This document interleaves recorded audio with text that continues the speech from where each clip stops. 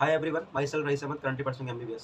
तो आपका जो एग्ज़ाम है ना नीट का, वो हमारे पास 5 मई को है और आज हो चुकी है 2 मई, मतलब 2 दिन बकाया हैं, ठीक है? 2 दिन बाद आपका एग्ज़ाम होगा। तो अब इस टाइम पर हमें क्या करना चाहिए? अब ऐसा तो है नहीं कि आप 2 दिन में पढ़ के एकदम पूरा तीर मार मार देंगे, ये कुछ ऐसा कुछ नहीं होने वाला।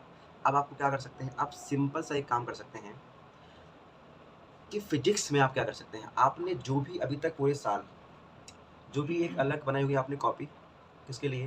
फ़ॉर्मूलाज़ के लिए।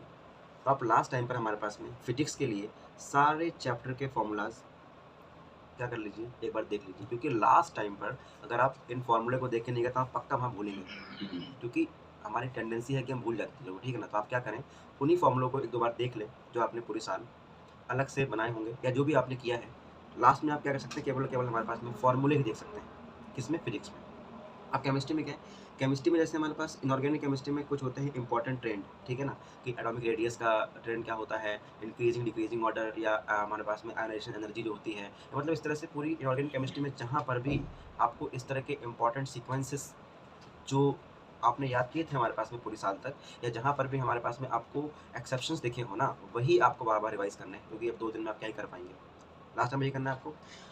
और ऑर्गेनिक में क्या करना है आपको? ऑर्गेनिक में आप रिएक्शंस, ठीक है ना, वही आप देख लीजिए पूरा एक बार, पूरी एनसीईआरटी जो भी हमारे पास एनसीईआरटी में जो भी रिएक्शंस आपको दे रखी हैं, आपने जहाँ से भी पढ़ा है, आपने कोचिंग से पढ़ा है, जहाँ से पढ़ा है, नोट से पढ़ा है, उनको ही आप अच्छे से देख के जाइए, क्योंकि आप लास्ट टाइम पर नहीं देखें तो आप वापस से भूल जाने वाले हैं, ठीक है ना? वहाँ पर आ जाएगा तो आप फैल जाएँगे, फिर दिक्कत हो जाएगी। और फिजिकल में क्या है, फिजिकल में आप वापस से फॉर्मूला देख के जाइए, काम खत्म। तो ये रहा आपका फिजिक्स का और केमिस्ट्री का।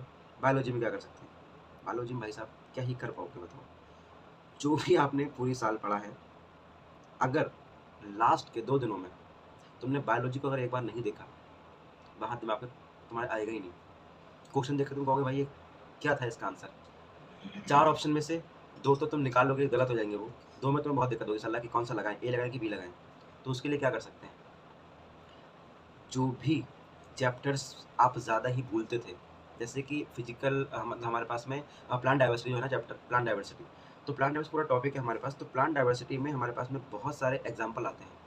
अब अगर एग्ज़ाम्पल आप थोड़ा-सा भी चूके, तो आपका पूरा क्वेश्चन गलत हो जाएगा, ठीक है? गलत हुआ तो आप सिलेक्शन से बहुत दूर हैं, क्योंकि इस बार आपको पता है सिलेक्शन जो है ना, मेरे हिसाब से 625 से नीचे तो कोई भी चांस ही नहीं है, क्योंकि इस बार मैथ वाले भी आ चुके हैं और नंबर बहुत ज़्यादा बढ़ चुका है हमारे पास में, ठीक है? और सीट्स इतनी बड़ी नहीं है, तो लॉजिक सी बात है यार कि हमारे पास में सिलेक्शन काफ़ी ज़्यादा हाई नंबर पर जाने वाला है। मोटी-मोटी बात ये है भाई कि सा पूरी बायोलॉजी को आप एक बार गो थ्रू करके जाइए, ठीक है? अब ऐसा नहीं कि आप उसको रटने बैठ जाएँ। एक बार बस फटाफट पेज पलटिए, देखिए कहाँ पर क्या था, ठीक है? यही कर सकते हैं आप। कंप्लीट एनसीईआरटी को एक बार आपको रीड करना है, ठीक है? और कम से कम उन चैप्टर को तो देखना ही है, या मेनली उन एग्ज़ाम्पल्स को देखना ही जो आप बहुत ज़्यादा भूल जाते हैं। जैसे प्लांट डाइवर्सिटी में एनिमल किंगडम के बहुत सारे एग्ज़ाम्पल हैं, मैं तो हमेशा भूलता था भैया उनको, ठीक है? तो बार-बार याद तरीका क्या है? याद ही करना उनको बार-बार, देखते रहो याद हो जाएगा वो। इसके अलावा मॉर्फोलॉजी है, एनाटॉमी है। मॉर्फोलॉजी में बहुत सारे एग्ज़ाम्पल्स हैं, भरे पड़े हैं भाई, ठीक है ना?